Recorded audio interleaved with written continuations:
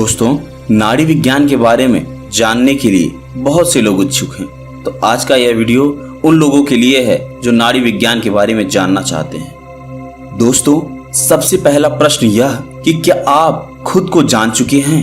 यदि आपका जवाब है नहीं, तो स्वयं को जानने की तकनीक है चक्र विज्ञान, या यूं कहें कि चक्र साधना। आज का यह वीडियो चक्र साधना का पहला पार्ट है। इस वीडियो में हम पहले सांस और नाड़ी के बारे में जानेंगे। आपने बहुत से विशेषज्ञों से सुना होगा कि भोजन के बाद हमें बाईं करवट लेके सोना चाहिए। ऐसा क्यों कहा जाता है? क्या आप जानते हैं कुछ लोग ज्यादा अंतर्मुखी क्यों होते हैं? व्यक्ति को सुस्ती क्यों महसूस होती है? और हमें तनाव और क्रोध में गहरी सांस लेने को क्यों कहा जाता है? हमें एसिडिटी क्यों होने लगती है? और हम अंत में यह भी जानेंगे कि जिंदगी में शांति, संतुलन और सामंजस्य स्थापित करने के लिए क्या करना होगा। दोस्तों, हम यह जानते हैं कि ये सारा खेल तो सांस का ही है। दोस्तों, आपने मेडिटेशन से रिलेटेड मेरी जितनी भी वीडियोस देखी होंगी, मैंने उसमें हमेशा सांस पर ही जोर दिया है। हमारी सांस जिन मानकों से होकर गुजरती है, हम उसे नाड़ी कहते हैं। यदि आपने स्वर विज्ञान पढ़ा होगा तो इसके अंदर इसका व्यापक वर्णन दिया गया है। नाड़ी कोई नस नहीं होती, अतः इसे एक्सरे के माध्यम से नहीं देखा जा सकता।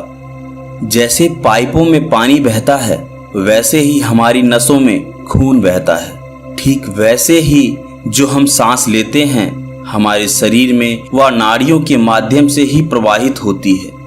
यानी नाड़ियां ही ऐसे सूक्ष्म चैनल हैं जिनके द्वारा हमारे शरीर में ऊर्जा प्रवाहित होती है। दोस्तों, हमारे शरीर में 72,000 नाड़ियां होती हैं, लेकिन आज की इस वीडियो में हम सिर्फ 3 नाड़ियों की बात करेंगे जो सर्वाधिक महत्वपूर्ण हैं। वो नाड़ियां हैं इड़ा, पिंगला और सुषुम्ना। इड़ा नाड़ी जब बाईं ओर से सांस चल रही होती है तो इसे इड़ा नाड़ी का चलना कहते हैं। यह मस्तिष्क के दाहिने भाग को प्रभावित करती है। यह नाड़ी स्त्री प्रधान है। इसे चंद नाड़ी भी कहते हैं। इसके अधिक सक्रिय होने पर व्यक्ति बहुत इमोशनल हो जाता है। यह नाड़ी ही डिप्रेशन के लिए जिम्मेदार होती है। क्रोध आना, आलस्य इसके असंतुलन के कारण ही होता है। और यदि यह नासिका निष्क्रिय हो जाए तो हमें भूख भी नहीं लगती। इसकी सक्रियता के लिए कई आसन हैं। सूर्य नमस्कार, धनुरासन, चक्रासन, और इसे शांत करने के लिए ब्राह्मी प्राणायाम और शशिकासन उपयोगी हैं। पिंगला नाड़ी जब दाहिनी नासिका से सांस चल रही होती है तो इसे पिंगला नाड़ी का चलना कहते हैं। यह मस्तिष्क के बाएं भाग को नियंत्रित करती है और इस नाड़ी को सूर्य नाड़ी भी कहते हैं। यह नाड़ी पुरुष प्रधान होती है। इसी से खाना पचाने के लिए पाचक रस निकलते हैं। इसलिए भोजन के बाद बाईं करवट लेकर सोने को कहा जाता है, जिससे मस्तिष्क का बायां गोलार्ध दबेगा, जो खाना पचाने में सहायता करेगा। इस नाड़ी की गड़बड़ी के कारण ही शरीर में एसिडिटी होती है। कपालभाति, भस्त्रिका से यह नाड़ी सक्रिय होती है और इसे नियंत्रित करने के लिए शीतली प्राणायाम बहुत उपयोगी है, जिससे ब्लड प्रेशर लो होता है। दोस्तों, 1 घंटे इड़ा नाड़ी चलेगी तो 1 घंटे पिंगला नाड़ी चलेगी। जब भी इड़ा से पिंगला या पिंगला से इड़ा में बदलाव होता है, तब बीच में 4 मिनट के लिए हमारी दोनों नासिकाओं से श्वास चलने लगती है। इस दौरान सुषुम्ना नाड़ी कार्य करती है। इसे आसान भाषा में ऐसे समझते हैं। मान लीजिए आपकी इड़ा नाड़ी चल रही है और इसे 1 घंटा चलते हुए हो गया तो 4 मिनट के लिए सुषुम्ना चलेगी, फिर 1 घंटा पिंगला चलेगी और फिर 4 मिनट के लिए सुषुम्ना चलेगी। यह सब इतने सुव्यवस्थित ढंग से चलता है कि हमें पता ही नहीं चलता। दोस्तों, यदि आप इसका मिलान करना चाहते हैं तो आप सूर्योदय से लेकर चंद्रोदय तक इसका मिलान कर सकते हैं, लेकिन ऐसा केवल स्वस्थ मनुष्य के साथ होता है।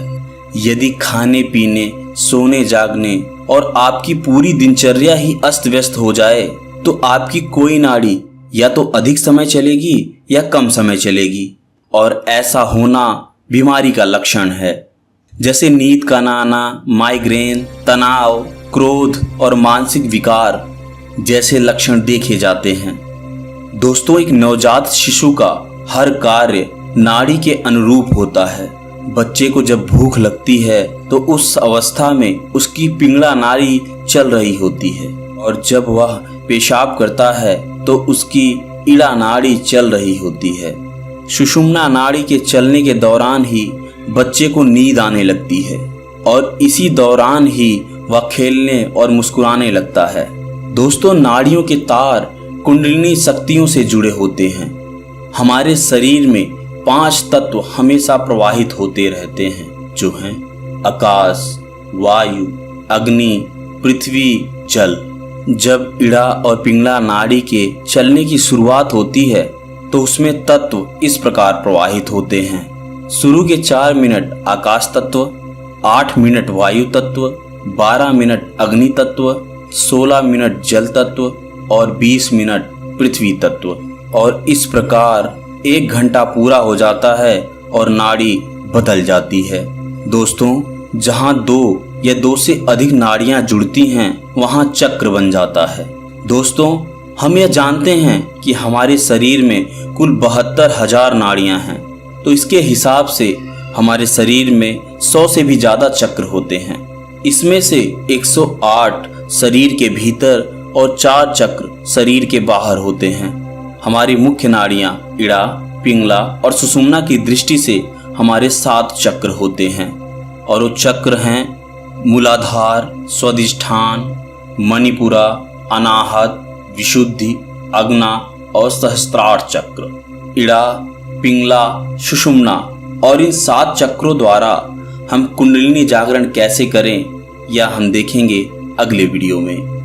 वीडियो पसंद आया है तो वीडियो को लाइक करें, शेयर करें। हमारे फेसबुक और इंस्टाग्राम पेज को भी फॉलो कर लें, वहाँ भी मैं ज़रूरी अपडेट्स देता रहता हूँ। चैनल पर पहली बार हैं तो चैनल को ज़रूर सब्सक्राइब कीजिएगा। तो मिलते हैं किसी और नए वीडियो में।